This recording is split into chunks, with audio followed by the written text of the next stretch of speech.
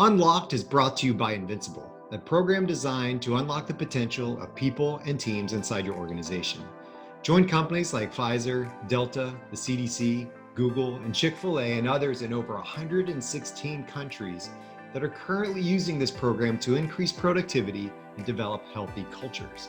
Access hundreds of hours of content that is accessible anytime, anywhere. And finally, use real-time data to understand the health of every team inside your organization, which teams are performing and which ones aren't. Then understand the why behind that performance.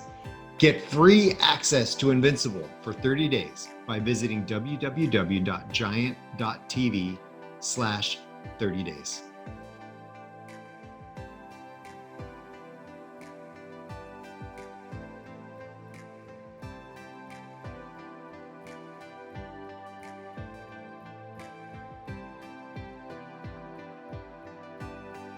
Hi, welcome to another episode of Unlocked. I am Scott, and today we're going to talk about unlocking the potential of people. Really, that's what we talk about every time on the show, right? Because that's what it's all about. It starts with the people. How do we unlock them? Then how do we unlock the other things that we're involved with, organizations and humanity as a whole? So I'm really grateful today for our conversation with Mike Howard, new author, first book, The Art of Ronin Leadership. Ronin Leadership, if you don't know what that term means, which you probably don't because Mike probably made it up. I think he did. It's this principle that goes back to martial arts and the samurai. Mike is half Japanese and takes these principles and his culture and understanding of the samurai and pulls us into leadership. It's really, really smart, and I love the principle of Ronin leadership.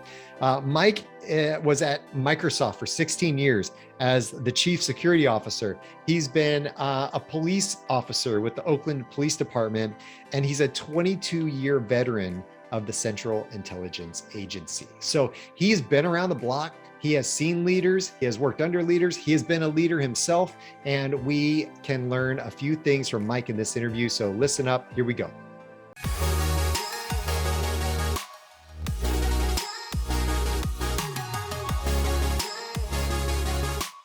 Okay, Mike, here we go. You ready? I'm ready, Scott. Thanks for inviting me, and I'm really honored to be part of this, your podcast. Yeah, this is going to be fun. I am interested in talking about the title of your book because this is something unique.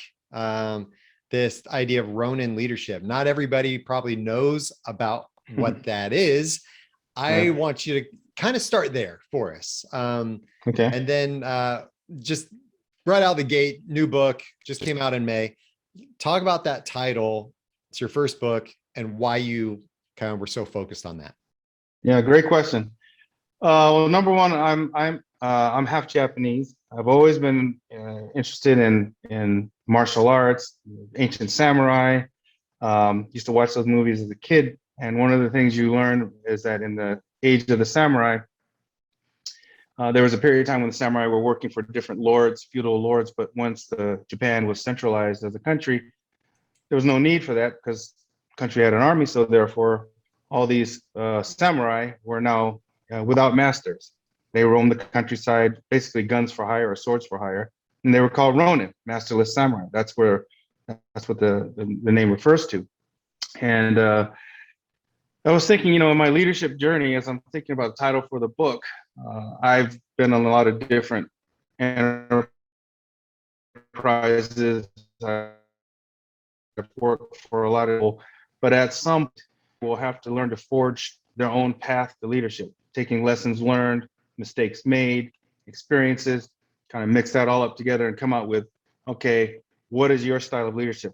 How are you going to forge your own path to leadership? And what are the new things and new leadership achievements are you going to make on your own path? And I thought that would be kind of a cool way to present a book about Ronin leadership. It's a journey, it's a pathway, and at some point, if this is what you want to do in leadership, you want to achieve the leadership heights, you're going to have to forge your own path towards leadership. So that's the reason I chose it.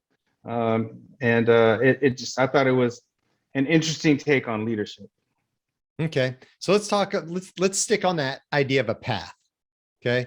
Um, so you, I'm not sure the order of your career, right? But you've been the Mhm. Oakland Police Department, you've been CIA, you've been at Microsoft security, head of security at chief security officer at Microsoft.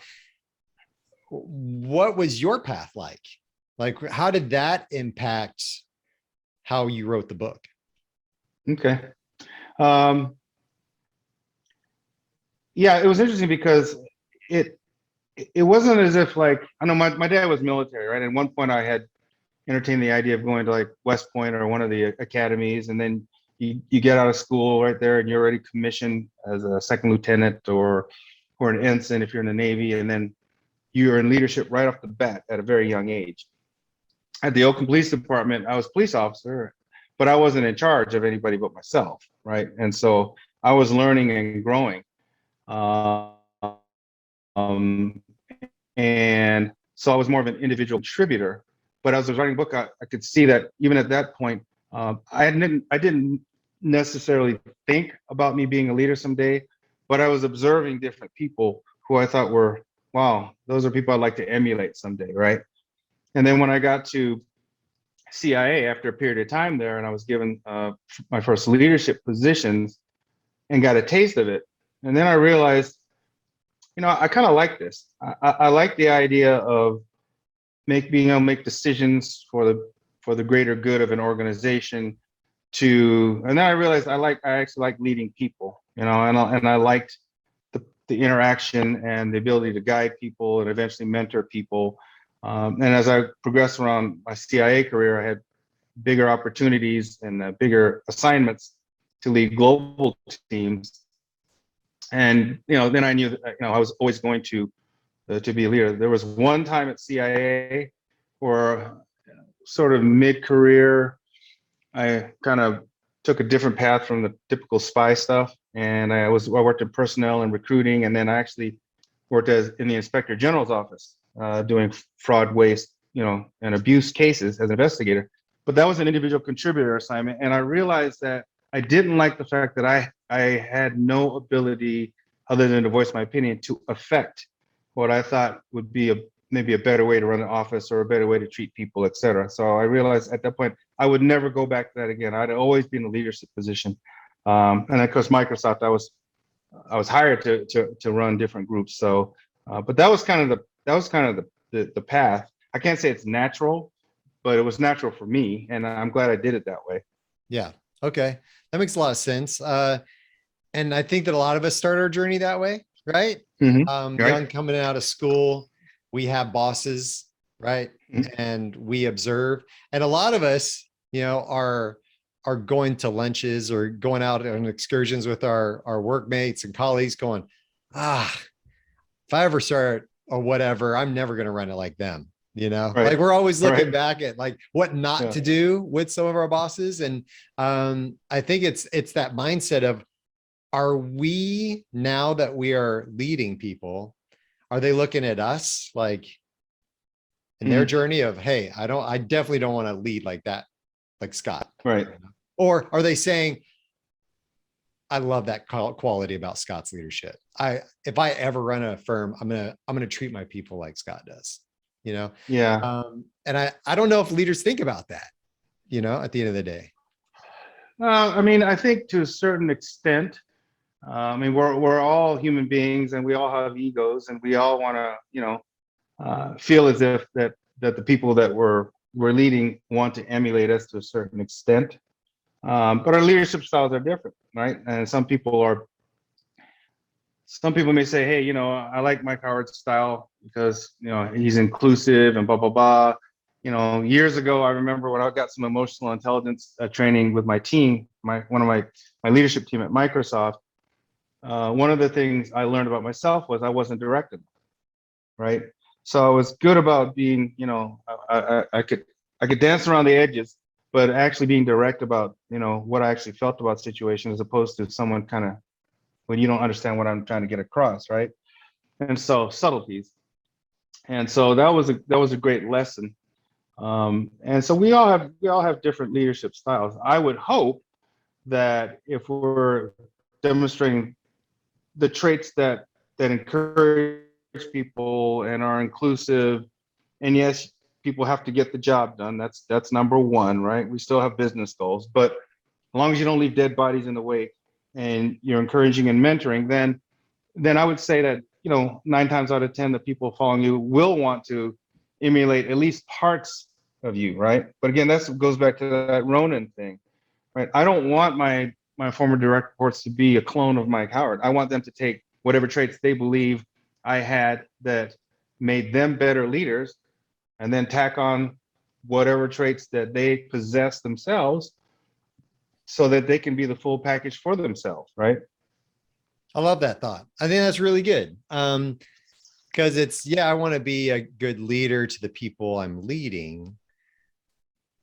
But what are my expectations if I'm nurturing that leader to one day become a manager in our company, or an executive level, whatever, in our company, and what are my expectations? Do I expect them to lead just like me? Well, I hope not. Right. Yeah. Like, I hope they'll lead how they lead, right? Exactly. Using the good, healthy qualities of the leadership that I hope I'm teaching, Right. principles, but bringing what they have to the table to make sure that they are leading and bringing their gifts. You're right. I don't necessarily want to clone of myself, because then we're just doing the same stuff I'm doing, the good and the bad, right? Yeah, exactly. 100%. And I think there are some leaders, because they're driven by ego, as opposed to, as in the book, I talk about being selfless as opposed to selfish. If they're driven too much by ego, then they do want clones of themselves. And that's when you get those conversations, that lunch counter, or as you said, saying, gee, I don't want to be like Mike, because he thinks his way is the only way, and he's the greatest gift to the leadership world, and blah blah blah blah blah. And that's not how you want to be perceived. And it's amazing. I had a conversation with a person not too long ago, just retired, 30 years from a major company, doing sales, I believe, and he read the book, and he said, I wish that the people that I had worked for in those 30 years had even a smidgen of the things you talked about in the book, which is actually very sad. I hope it's not the norm, but I suspect there's a lot of that going on. Mm-hmm. And I think that's one of the reasons I wrote the book too. You spend most of your waking day at work when you're working. You want it to be a challenging, rewarding experience. And as you know, Scott, the main reason HR says one of the biggest reasons why people leave companies is because their immediate supervisor or manager, right? And that's a shame. That shouldn't be like that. You're right. It's not because of the product I sell, or because of the customers, or even because of the CEO. It's my direct manager is a jerk, doesn't care about me, only cares about themselves. I don't feel valued, heard, understood. What am I doing here? Exactly. They aren't for me. Right. And right. so we get that. So let's talk about this principle of a masterless leader. Mm-hmm. What does that mean? Because I would sit there and go, a masterless leader. I think you want to be a masterful leader. Mm-hmm. You're talking about masterless leadership. What is that? Yeah, I mean, so when I talk about this journey of leadership, the journey never ends, right? There's always continuous learning, continuous improvement, no matter how high you get. But there are so many, you can look it up in Google. I've got a lot of leadership books here. I'm just like you do, right? There's so many books on leadership and so many theories about leadership, right? I want to lead like Jack Welch, or I want to lead like Colin Powell, or I want to lead like Condi Rice, or whatever. Name whatever leader you love. And then I've seen too many, especially young leaders, want to become those folks, which is nothing wrong with it, but then you're not you, right? You're following a dogma. You're following a certain set of leadership principles that you read in a Patrick Lencioni book, who I love. I love that guy, right? And I used his book a lot when I was developing my team at Microsoft. But masterless means at some point, you got to figure out what's working for you? What are the bits and pieces that work for you, and what's the parts that really don't work with you in terms of your style, your temperament, your emotional intelligence? And so when I say masterless, it doesn't mean that you're wandering aimlessly, just willy-nilly. It means that you're very mindful about who you are as a leader, and there are no boundaries on you as with specific dogma or specific leadership styles or disciplines. There will be barriers at some point. Masterless means there are no barriers. It was like, I went back to my martial arts days. I remember as a young martial artist back as a teenager, that's when Bruce Lee was still alive, right? And Bruce Lee started off in a certain style of Kung Fu, Wing Chun, and then got in a fight one time and realized maybe it wasn't the end all and be all. And then he did his own journey, right? It was martial arts, but incorporating so many different styles until he said, be like water, right? Water has no form, has no shape, etc. And so that's kind of how I approach when I talk about masters. That's what I mean. Whatever boundaries are the boundaries that you create for yourselves, but those boundaries expand and contract depending on where you are in your leadership journey and kind of what your mindset about you, what you are as a leader, as well as what you want to portend to be for the people that you're leading. Be like water. That's Yeah. awesome. I love that. I feel like I want to put a giant poster on my wall now that just says "Be like water." Be like water. Yeah. I mean, that's really smart when you think about it, as far as what we're trying to accomplish in our leadership journey. And I love how you said, like, be adaptable, right? Flow, be pure, right? Like it's contract, it's adapt, it's all those things. You could think about the idea of water being nourishing, but being like the essence of life. Like yeah, I like it. Yeah. It's those principles, those ideas that really are gonna help us thrive as leaders in what we do, providing that essence of life to our organizations, to the people that we lead. So that's cool. I love it, man. I love it. I'm gonna steal it.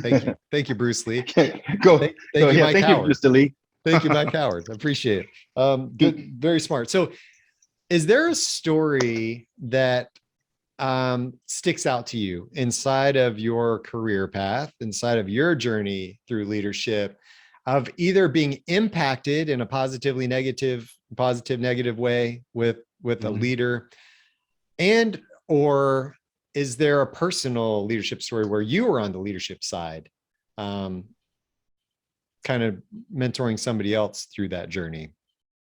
I'll let you pick. Sure. Well, I've told several stories in different interviews, but this one I haven't told you, so I'll do this one. This is when I was, say, within my last, I was there at Microsoft, the chief security officer, for 16 years. So let's say the last 10 years, and I was mentoring a fair amount of people, not just within our global security organizations, but people found out about me and just kind of said, "Hey, I work in this group, or I work in that group, and would you mentor me?" And I would always do it because I enjoyed the process. And I remember there were actually a couple of female young executives that I'd been working with and mentoring. They, and they, I think unfortunately they're running under a bit of a glass ceiling. That's my opinion, and they're very sharp, very capable, and it's I will work with them, and they get their performance reviews, and the performance would be fine, but they never get promoted, and never really got the leadership positions that they want. I could tell they were getting frustrated. And a lot of folks, if you're in an enterprise long enough, you may not be satisfied where you are, but you're kind of afraid of the unknown, right? CIA, Microsoft, Oakland Police Department are big entities, and you may have great experiences there, or you may not, or you may be a mixture, but it's there. It provides the paycheck, it provides the health benefits. It's there. So the conversations I had with these two folks separately were, have you ever thought about leaving Microsoft? Now, I love Microsoft and I enjoyed my career there, but that doesn't mean that everyone needs to stay there forever if they're not getting what they want out of their careers. So, it took a while it wasn't me trying to convince them. I want them to think it through. And one of the things I remember, one of the books I read in my journey was by Ben Carson. And when Ben Carson was a surgeon at Johns Hopkins, and what he did was he worked on conjoined twins, and he had this principle about, if I wanted to go or no go in terms of operate, what's the worst thing that could happen if I operate? What's the best thing that could happen if I operate? And conversely, what's the worst? And blah blah blah. If I do nothing, if I do something. So I asked them to just think about that in that paradigm. I just said, just think about it. If I stayed at Microsoft, what's the best and worst thing that could happen to me? And if I left Microsoft, what's the worst things that can happen to me? And as I thought this through, they both came to the conclusion that we could probably leave, and people had been pinging them actually, from other companies. And I said, they would ask me, I said, go for it, right? As much as you love it here, the company itself, if you're not getting what you want out of your career, you own your career, right? And so they both eventually made the jump. And I know it was very hard for them, right? Very, very hard. It was like me leaving CIA and going to the private sector. That was a huge leap for me because I was so wedded to CIA for 22 years. I knew how everything worked to this new thing called Microsoft. Well, to this day, they're both doing very well. One's a VP of that particular company, and they're both thriving. Smaller environments, but they're being challenged, and it was gratifying to see that growth and that transformation, and their ability to kind of think through a really big thing in their career. Right? I mean, this was huge for them. It's not like they had just been here 1 or 2 years. They probably invested at least 8 years, roughly, in the company, and that's well along the path. So that was a story that, from a mentoring leadership position, was always gratifying for me. That they would, at least they would heed my counsel, but ultimately they made up their own minds based on some lesson I was able to give them about how to make decisions. And I think that that's part of what makes a good leader, right? In this sense, whether you considered yourself a leader in this role or not, but it was you coaching, empowering, guiding, leading, and then leaving it up to them to make the decision, right? Empowerment, calling them up to be better, whoever they thought that they could be, Right. And that's really kind of what this is about. And then when you talk about this idea of Ronin leadership, of being a masterless leader, of never being complete, your journey's never done, of continuously, like that's I love that small twist on this whole idea of leadership that people don't talk about very often. And so I really appreciate that insight that you've brought to the table. So in conclusion here, let's paint the big picture of how do we use this to unlock people? How do we use this principle of masterless leadership, of Ronin leadership, to unlock the potential of people? Yeah, great question. I think you use it not as a textbook, like a how-to do book. This is a book about my journey, right? And I think the best way to unlock that potential in people is they read the book, they see the lens of leadership through Mike Howard. But what I want people to get when they read the book is like, what about my own journey, my own lens? What is it? what is it that I can do to make myself, if I want to go down this path, to be a better leader? And even if you don't want to be a leader, like even if that's you want to be an individual contributor because you love what you're doing, right? We have investigators at Global Security. They want to be investigators for the rest of their lives. They don't want to be in management leadership. That's fine.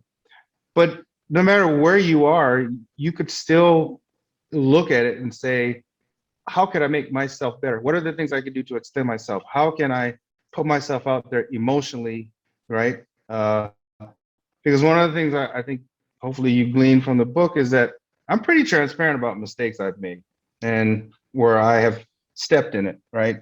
With all good intentions, maybe sometimes not good intentions on one thing I talked about. But at the end of the day, I want people to read this book and say, wow, leaders have fears, leaders have insecurities, leaders question themselves. Leaders sometimes don't know if they belong in that position, the imposter syndrome. I want them to get all that and then understand that's normal, but it's also the ability to overcome those things and achieve what you want to achieve. That's doable, highly doable, right? I don't want this, as much as I like the movie Patton, I don't want to be George Patton. I don't want anybody to think that your whole life is just about telling people what to do and you're stoic and you never make a mistake and you don't sweat. That's bull, right? And so if you can just, to your question, yes, unlock the potential, read the book, put yourself in your own scenarios. Don't be afraid of confronting who you are as a person, because once you do that and you're comfortable with yourself emotionally, intellectually, then you can certainly then start forging that path to that masterless Ronin leadership. Brilliant. Well said. Awesome. Where can people get a hold of it? How do people get a hold of this book? You can go to Amazon.com, obviously, and get it. We also go to MikeHowardAuthor.com. You can order the book there. And then probably in a couple of months, it'll be on audio as well. But we'll release that in our website. Okay, awesome. You're going to do an audio version. Nice job. I am. I tried to get, I was thinking about Denzel or James Earl Jones, but I guess they weren't available. So I'll do it myself. You sound like Denzel, so you're good. I'm just, I don't know. Well, hey, Mike, thanks for being on the show, man. It's been really good. Thanks for the insights. Good luck with the continued promotion of the book and helping, change lives out there. I think that it's all about, I love this principle of masterless leadership and what that really brings to the table. So well done. Thanks for being on the show. Thanks, brother. Appreciate the opportunity. So how do you feel now about this term Ronin leadership? It's really interesting, right? When you think about the idea of Ronin leadership and not, making your own path, your own journey. We need to bring what we have, our gifts, our talents, our strengths, our personalities to the table, okay? We need to remember what makes us us, okay? Our nurture, our nature, the choices that we make that have created who we are. Bring that with us on our leadership journey. Take the things that we learn from others, the good and the bad, and incorporate that into our own style. Be your own person, blaze your own path, right? Be like water, as Bruce Lee says. And as we talked about in the interview, that's really, really cool. I love that phrase, be like water. It's continuous learning. It's continuous improvement. It's the removal of ego, because I love what Mike said about that, about ego, meaning that I feel that I do this the best. Therefore, you should also do this like me, because I have done this the best way possible, and you should just do it like me. Now, there's a difference between mentoring someone and apprenticing somebody and saying, hey, just do it this way because I'm the best at it, right? Be a clone of me, and then the whole world will be happy. And that we know that doesn't work. We know that that's not really possible or feasible in our lines of work. So take that with you as well. I'm really grateful for Mike. I'm grateful for the things he shared. I'm grateful for his experiences, and I encourage you to go check out his book. check out those stories, check out the principle of Ronin leadership and what that means. If you want to find out more about me, you can go to skotwaldron.com and see those videos, see some teaching, see a little bit more of what I do. Find me on YouTube, like, subscribe, share, all those things here on YouTube. I really, really value the viewers that are on YouTube and the feedback that they give me. So please, bring it. I need to get better. All right. So I really appreciate you being here again today, and I'll see you in another episode of Unlocked.